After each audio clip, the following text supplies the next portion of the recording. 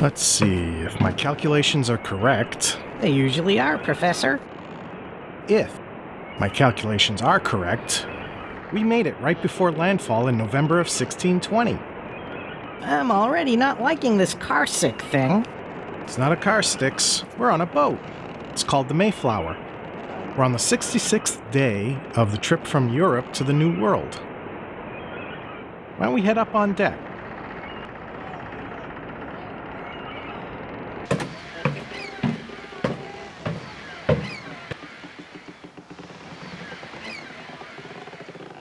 A 102 pilgrims fled Europe for the riches and freedoms of a new world.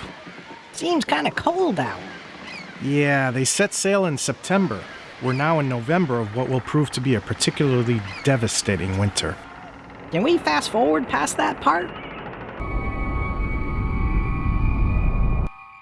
It's ironic. Many who followed the Pilgrims came to the New World for gold and riches. The real riches are the gold and corn which ended up feeding so many. Speaking of feeding, I'd like to get to the business of getting my family off the menu. The holiday of Thanksgiving actually comes from the Indians. It's their celebration known as the Green Corn Festival. So the first Thanksgiving was nothing but corn on the cob? As it turns out, there's only 2 written accounts of the first Thanksgiving. No mention of turkey, though. The Pilgrims had duck, corn, squash, cabbage, and fish. And with the visiting Indians who hunted deer, they had venison. Well, if turkey wasn't on the menu, what are we doing here? Showing you firsthand that your family was safe during the 1600s.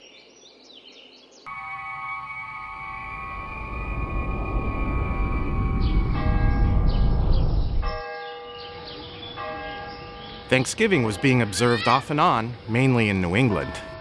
In 1789, George Washington issued the first proclamation to make Thanksgiving Day a national holiday. So, this is the presidential authorization which sanctioned the slaughter of my people? Actually, this was more a celebration marking the end of the Revolution and ratification of the Constitution. So you're saying drumsticks, thighs, and breasts were not being ordered yet? Honestly, there is no document that says when the practice in fact started. A holiday tradition, and nobody knows when it started? Well, there is a quote from Founding Father Alexander Hamilton. He said, "No citizen of the United States should refrain from turkey on Thanksgiving Day." Now that it's a proclamation, that's pretty much it on the Thanksgiving story, right? Well, not entirely. Not entirely. Which part?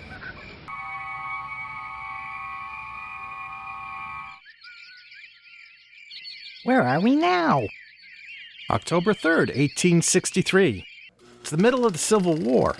President Lincoln reaffirmed Washington's proclamation for a national day of Thanksgiving.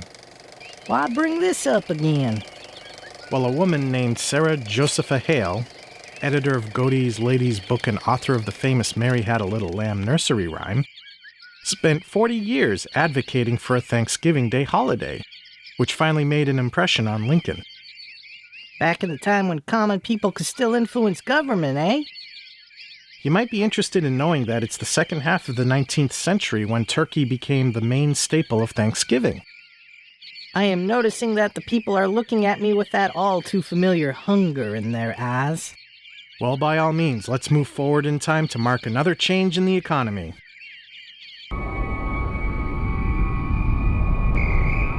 Wow, this looks depressing. Hardly looks like any reason to be thankful for anything. What happened? Well, with control of the wealth now being solidly in the central banking system, and that wealth being gambled with in the largest casino in the world known as Wall Street, the stock market crashed. And how did this affect Thanksgiving? In 1939, last Thursday of November was going to be November 30th.